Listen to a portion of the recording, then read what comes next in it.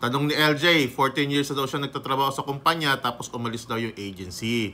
Ang sabi daw sa kanya ng agency, 90 days pa daw bago siya makahanap ng bagong trabaho. Naku, madalas pong misconception yan, LJ, no? Akala kasi ng karamihan, kapag inassign ka ng agency sa isang kumpanya, ang employer mo ay yung kumpanya. Mali po, no? Ang employer nyo po ay yung agency talaga.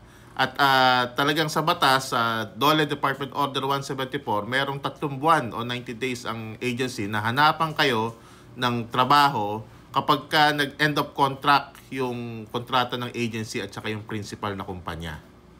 Ito po yung sinasabi kong Department Order, DOLE Department Order 174, Series of 2017.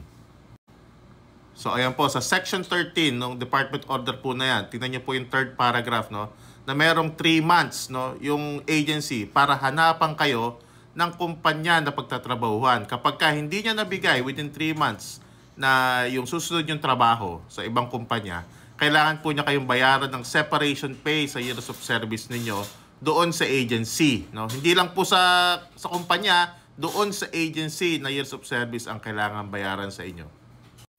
At kapag ka naman lumagpas na ang 3 buwan at hindi ka pa nabibigyan ng bagong trabaho o kaya hindi ka binibigyan ng separation pay, yan po ay tinatawag na constructive illegal dismissal at po pwede na po kayong mag-file ng kaso sa NLRC.